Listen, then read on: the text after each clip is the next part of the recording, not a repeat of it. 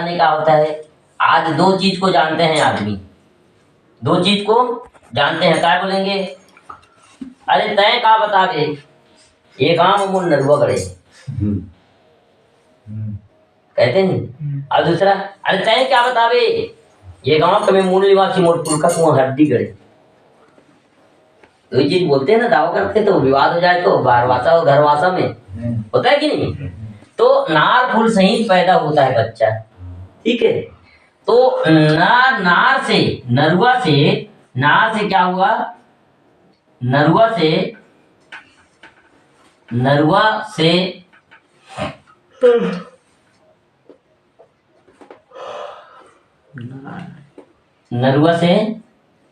रायनदेव। ये कोई शाब्दिक अर्थ नहीं, मतलब ये शब्द से ही हमको समझना है। अब इनकी व्यवस्था जब आप नारायण देव की उसमें जाएंगे काज पुसाई में, काज पुसाई आपके तरफ होता है कि नहीं सरस्वती जी? पीढ़ी पुजाई, पीढ़ी पूजा तो वही तो काज पुसाई, पीढ़ी पुजाई, लाड़ो सूरजा, लाड़ो काज, पीढ़ी पुजाई होता है। नहीं कर रहे हैं, नहीं जान रहे हैं, नहीं पीढ़ी पुजाई नहीं होता। अभी होगा करके बोल रहे हैं दादाजी। नहीं उधर किसी के यहाँ होता है हाँ, उस क्षेत्र में किसी के यहाँ समाज में होता है ना। तो नारायण देव पीढ़ी पूजा में तो नारायण देव को जानते होंगे, होता है ना। तो नारायण देव, अब मैं कई जगह ऐसे प्रश्न करता हूँ या फिर बोलता भी हूँ कि नारायण देव की माता पिता का नाम बताओ। जैसे राम का माता पिता कौन है? राजा दशरथ और कौशल्या। कृष्ण का माता पिता कौन है? वासुदेव और देवकी। तो उसी प्रकार से अन्य धर्मों की जो देवी देवता है उनका माता पिता है, तो हमारे देवी देवता का माता पिता भी होना चाहिए ना भाई। जन्म देने वाला कौन है? बूढ़ा देव बूढ़ी माई। अब देखो बूढ़ा देव बूढ़ी माई कैसे बच्चा पैदा कर सकेगा? आपके माता पिता बुढ़ा गए तो बच्चा पैदा कर लेगा क्या? दूल्हा दे दूल्ही दे। इसी सवाल को मैं पूछता हूँ, ठीक है। अब ये पेन करण की व्यवस्था में, आप देव व्यवस्था में, पेन व्यवस्था में आप जा रहे हैं, तो अब ये क्या हो गया? नारायण देव।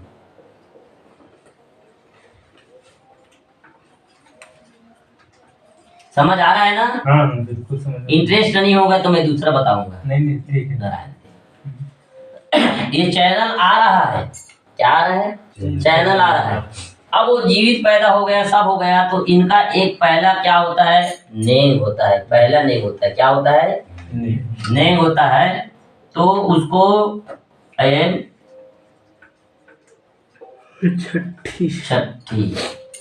छठी यानी संयुक्ति, यानी संयुक्ति यानी संयुग यानी 5 यानी दिन। 5 दिन में जो व्यवस्था होता है उसको छठी कहते हैं। छठी में क्या होता है? छठी में क्या होता है? ढेड़ी की पूजा, नरुआ की पूजा, नाग फूल की पूजा होता है। नाग फूल का गुंगो होता है ना, और नरुआ को 4 सियान मिलके आई माई जाई और 4 सियान मिलके उसको गड़ाते हैं। और उस दिन एक नेम होता है छठी में,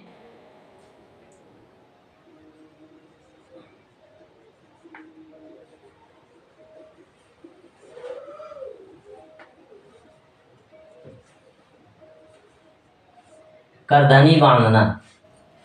बच्चे के कमर में क्या बांधते हैं? करधन। अब करधन क्यों बांधते हैं? आज के डेट में देखेंगे तो करधन बहुत कम पहनते हैं। पहले करधन क्यों पहनते हैं इसके बारे में भी हमको जानना चाहिए कि नहीं। पहला नेम होता है, पहला नेम इस काया के लिए, जिस प्रकार से एक सनातनी होने का क्या पहचान है, तो उनको जनेऊ संस्कार किया जाता है। क्या संस्कार किया जाता है? जनेऊ। वैदिक धर्म में, उस धर्म में शामिल करने के लिए जनेऊ संस्कार होता है। मुस्लिम धर्म में क्या होता है? खतना संस्कार होता है, खतना किया जाता है। ईसाई में बपतिस्मा होता है। उसी प्रकार से हमारे गोंडियनों में क्या होता है? ST SC OBC में क्या होता है? तो पहला हमारा नेम होता है वो क्या होता है? करधन पहनाना। अब करधन क्यों पहनाते हैं ये भी जाननी है। करधन की मतलब क्या होता है? क्या होता है? 5 लर की धागा को कमर में बांधा जाता है। इसके पीछे हमारी सामाजिक दर्शन क्या है? इसके पीछे हमारी दैविक दर्शन क्या है? सोचे हो कभी? क्यों नहीं सोचे हो भैया? सोचना चाहिए कि नहीं? तो इसके पीछे है कि हम जो मानव तन, आज हम मानव बोलते हैं, पहले मैं उसी के संबंध में जा रहा था। मानव का मतलब क्या होता है? मनुष्य का मतलब मनु और शत्रुपा से पैदा हुआ व्यक्ति जो अपने आप को मानते हैं वो मनुष्य है। आदमी यानी आदम और ईव से पैदा हुए हैं वो आदमी है, ठीक है। उसी प्रकार से यीशु से पैदा हुए वो इंसान है। तो हम क्या हैं? हम क्या हैं? हम क्या हैं? कोख से पैदा हुए हैं, इसलिए कोयतुर है। गोंड यानी 5 तत्व का हमारा यह शरीर है। गंडा 5 तत्व मिलता है तो एक गंडा बनता है, ठीक है। तो उस गंडा से 5 तत्व से बना यह शरीर है, इसलिए हम गोंड है, ठीक है। दाऊ और दानव, मतलब दानव का मतलब ये होता है दाऊ और दाई के 9 तत्व, दाऊ और दाई के मिलन से 9 तत्व पैदा हुआ है, नवा जीव उत्पत्ति हुआ है, उस जीव को दानव बोलते हैं। दाऊ और दाई के ईद से, दाऊ और दाई के ईद यानी होता है डीएनए, उनके खून से पैदा हुए, इसलिए हम दैत्य हैं, ठीक है ना।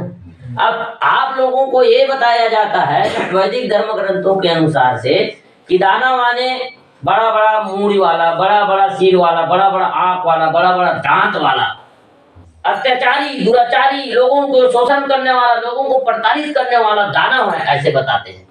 जबकि दानव का अर्थ ऐसा नहीं है। दानव का मतलब ये नहीं है। दानव का कुल मूल शाब्दिक करता है दाई और दाऊ के 9 तत्व, दाऊ और दाऊ के मिलन से पैदा हुआ 9 तत्व बच्चा, वो दानव है। दैत्य का मतलब भी वही बताएंगे। राक्षस का अर्थ बताएंगे कि राक्षस मतलब भी अत्याचारी, दुराचारी, हिंसक प्रवृत्ति के व्यक्ति राक्षस है।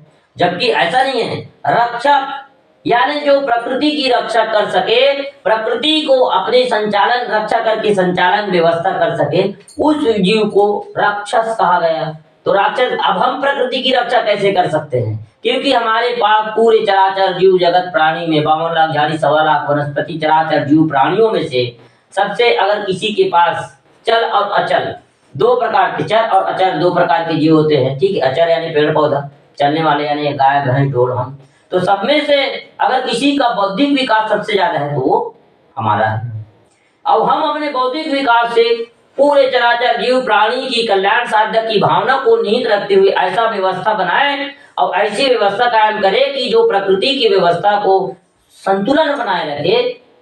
इसलिए हमको वो दायित्व दिया गया है, इसलिए हमको रक्षक कहा गया, इसलिए हम राक्षस। अब राक्षस का गलत अर्थ निकालते हैं और आप लोग, अब मेरे नाम में अधर्मी अनार्य है। अब कई लोग बोलते हैं कि अधर्मी अनार्य मतलब, तो मैं खुद अपनी एफिडेविट दे करके आधार कार्ड, अपने जितने भी वैधानिक जो हमारी दस्तावेज है उसमें मैं संशोधन करवा के नाम को चेंज करवाया। अब बोलते अधर्मी यानी वही होता है धर्म को नहीं मानने वाला। अपितु ऐसा नहीं होता। अधर्मी का मतलब धर्म को मानने वाला नहीं, अधर्म को नहीं मानने वाला नहीं। अधर्मी का मतलब यह है कि धर्म पूर्वी, जिस देश में धर्म की स्थापना नहीं हुआ था उससे पूर्व यहाँ रहने वाले मूल निवासी को अधर्मी कहा गया। अवर्ण यानी जिस दिन इस देश में वर्ण व्यवस्था नहीं बनी थी उससे पूर्व यहाँ रह रहे लोग अवर्ण है।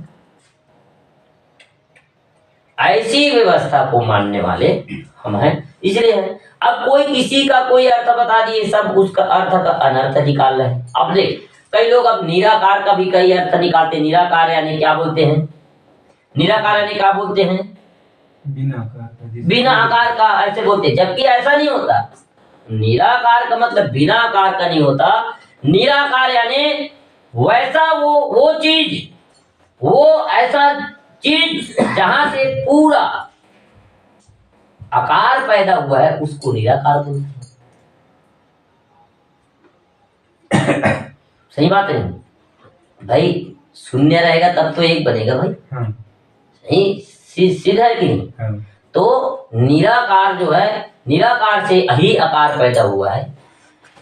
अब उसका शाब्दिक अर्थ विलोम, उल्टा शब्द लगा लिए सब लोग। धर्म का उल्टा अधर्म हो गया, जबकि वैसा नहीं है। आर्य का उल्टा अनार्य हो गया, सूर का उल्टा असुर हो गया, देव का उल्टा दाना हो गया। तो इस तरीका से शाब्दिक अर्थ को बिना समझे, बिना भांपे हम लोग उस संज्ञा का, उस शब्द का हम गलत अर्थ लगाते हैं, इसलिए हम कंफ्यूज हैं। ठीक है ना? तो हमको उसकी शाब्दिक अर्थ जाने बगैर उसमें हमको कोई प्रकार से परिभाषित या कोई प्रकार से अर्थ नहीं लगानी चाहिए। ठीक है, अब इतने कह करके आप सभी को पहला पाठ सेवा जोहार। सजोर पेंता, बुढ़ार पेंता, बड़ा पेंता, जय सेवा, जय प्रपेन, जय। छीन के लेंगे अपना हक।